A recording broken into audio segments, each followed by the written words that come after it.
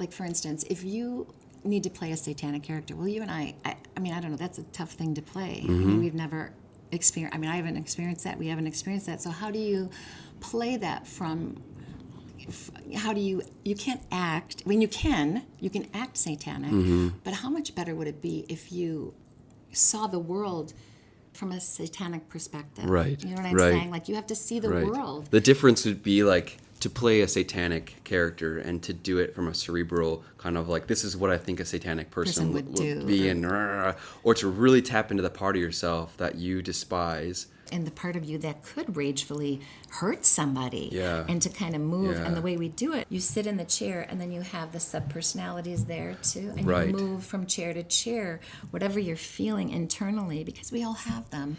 And it's just about energetically being in touch with those, that maybe it's the other chair is the scared child. And then yourself, and then the other one is that satanic person, and so you're moving between the two, and then the scared child is over here kind of responding, and it's energetic, and it sounds really kind of bizarre, but it really When is. you're actually experiencing it, it's such a profound thing, because you recognize that those things exist in you all the time, but when you're able to just move into them, right, it frees you. It frees you up so much. And it's how do I see the world in a satanic way as opposed to acting satanic, and it just makes so much sense, because that person is seeing the world differently than you and I normally see it. So if we can get into the head of that and see the world in that way, just see. It could be that just as easily, see as a preacher preaching, the Lord, but in a really, really the evangelical big, kind of thing, evangelical right? sort of way. Right. I've never done that either. So it would be the same thing as to try to see the world in that way and how they live, as opposed to acting at. One of the interesting things with that exercise was that Anthony would. So when he tried to embody the satanic character, for example, he recognized that there was a block coming up, but that was another archetype. That was the protector. Right. So he stepped up into that, and it was like, how dare you do this? I'm not going to allow you to hurt these people. And he was able to express that part of himself that was preventing him from truthfully sitting in that seat and seeing the world through those eyes. Right.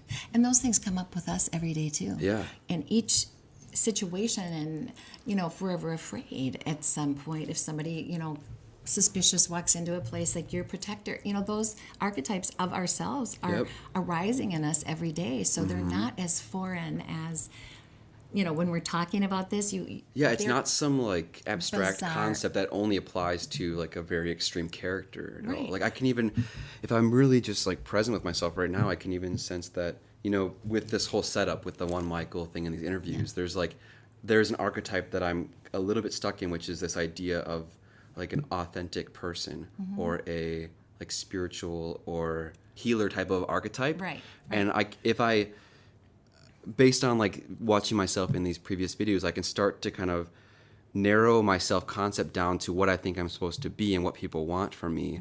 And in this moment, that restricts my ability to respond truthfully to every moment, and to just be here. Right. Because I have this external I that is trying to keep me in a certain place. Right. But if I can acknowledge that and maybe allow the part of me that wants to be perfect Michael to step and watch what's happening and say, like, I'm afraid that people are going to, think that I'm an ugly person underneath, or that all those things, and just to let that through, then I'm able to just operate in a freer space and ultimately be more. It's a weird paradox, because it's ultimately you're reaching actually a newer level of authenticity, but it doesn't exist within a box. It doesn't exist within a label or an idea. Right, and Joseph Campbell wrote about this in the he wrote about all the sub-personalities and the archetypes, and then Bill Moyer did a whole series on it on like public television at one point, where he talked about it, and so it is a very real thing, I worked with a teacher named C. Glassman in Los Angeles on the same thing, actually before coming to Anthony's